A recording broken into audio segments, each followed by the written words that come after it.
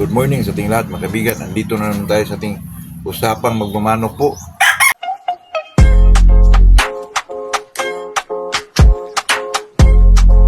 Ayun sa araw ng Semana Santa mga kaibigan ay talagang nandito lang tayo sa bahay po.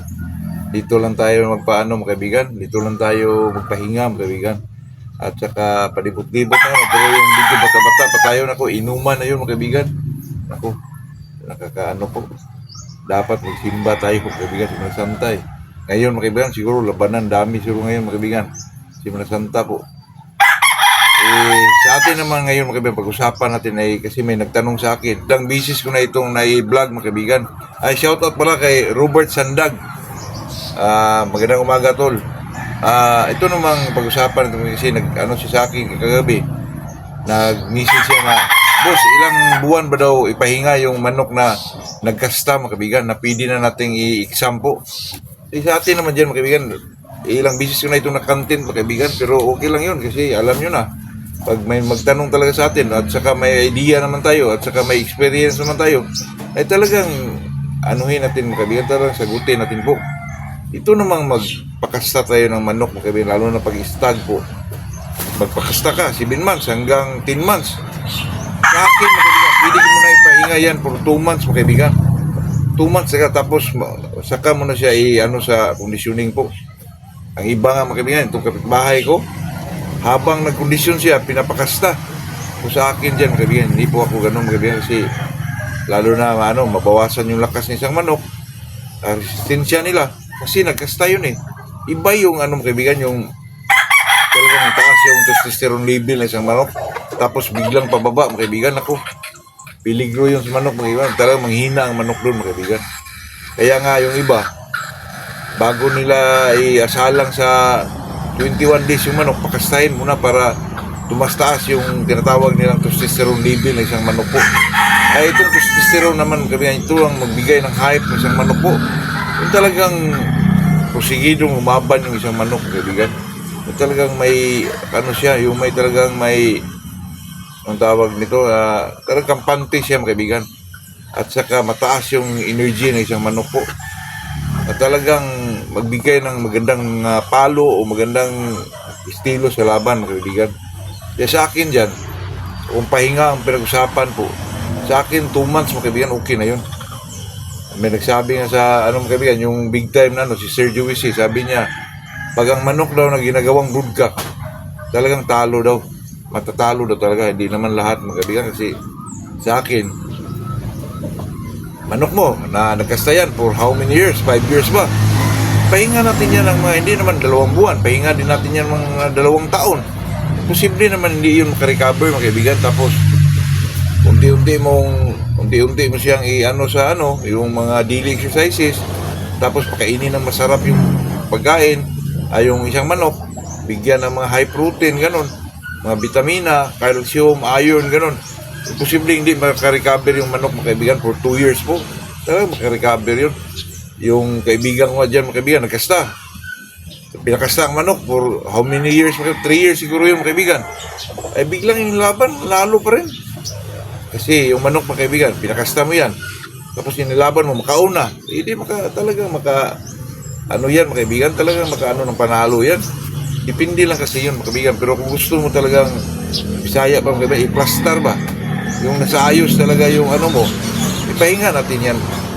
Example mga kaibigan, ginagamit mo ng 5 taon, ipahinga din natin yan ng mga 2 taon mga kaibigan para talaga makarecover yun. Pero kung mga stag lang mga kaibigan, pinakasta mo ng 5 buwan, 2 months mga kaibigan, pwede nang ipahinga for 2 months tapos i-condition mo mga kaibigan.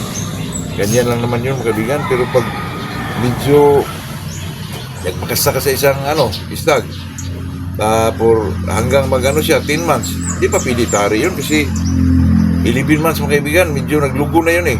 Kasi sa akin lang mga kaibigan, paglaban talaga ko ng stag yung mga edad na 9 to 10 months old mga kaibigan. Pag 11 na po, may mga naglagas na yun ng mga isa-isang balahibo mga kaibigan, dito sa bakbak, 2 dito, kaya medyo parang hindi talaga buo yung intensity ng palo ng isang manok po. Pero pag presko yung isang manok mga kaibigan, ibang bitaw ng palo po. Talagang Talagang yung palong may galit, mga kaibigan, totoo yan. Sa akin naman dyan, mga kaibigan, pag medyo pinakasta mo yung isang stag, siguro mapakasta ka 7 months, o kumakasta na yung manok, 6 months, o kumakasta na nga 6, 7, 8. Gusto mo ilaban, di, pahinga na ng 8 months, 9 to 10. Relax. Ilibin pa rin ang labas, mga kaibigan. Pwede, basta mga kaibigan, 9 to 10 months, pwede yan, ilaban po. Pero sa atin naman dyan, mga kaibigan, 11 months, pwede naman yan, ilaban. Mayroon naman dyan, mayroon namang, okay naman yan siguro yung maglagas lang ng 2 balahibo, 1 balahibo, pero mas maganda talaga yung kumplito yung manok, kaibigan, kasi yung balanse ng isang manok, napaka-importante yun lalo na sa pakpak. Pero pag medyo kulang ng pakpak, mga kaibigan, talagang mapiktuhan din yung palo ng isang manok, kasi yung pakpak, mga kaibigan, yun kasi ang nagbigay ng balanse na makapalo siya ng malakas at saka makaplastada talaga ng palo yung isang manok po.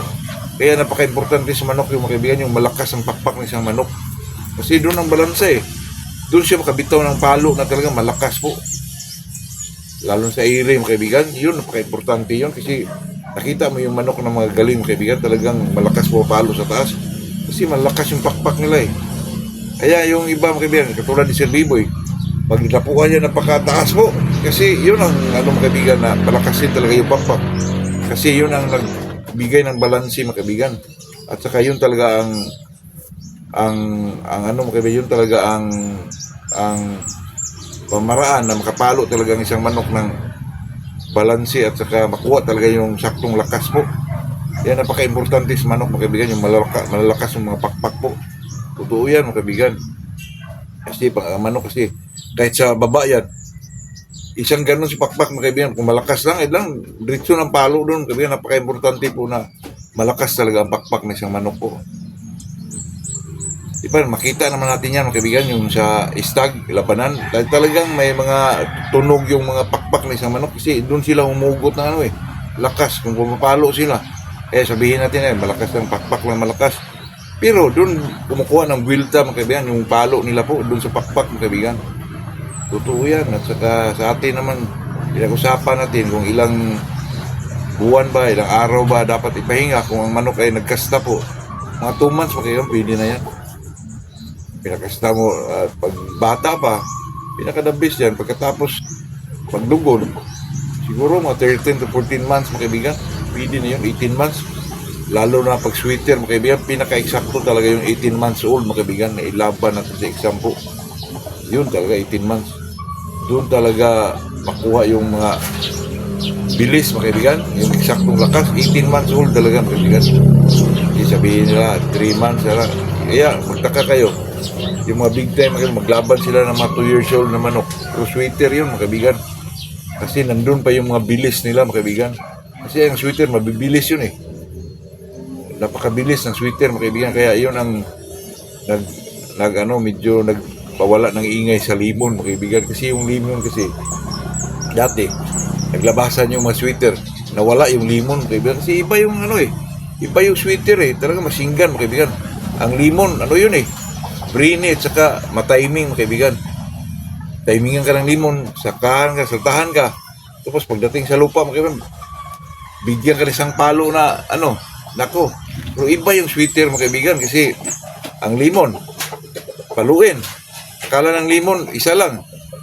Sundan ka ng palo ng marami, mga kaibigan. Ito lang, mabutan ka, kahit limon ka, mga kaibigan.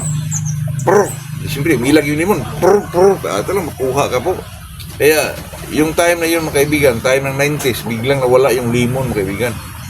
Kaya Sir Rancy, ang ginagawa, ang limon niya, kinakross niya sa Boston, mga kaibigan. Kasi yung Boston, matiming yun, saka mabilis din. Yung mga roundin, mga kaibigan, mabilis din yun. Saka napakaganda sila na i-cross sa limon, mga kaibigan.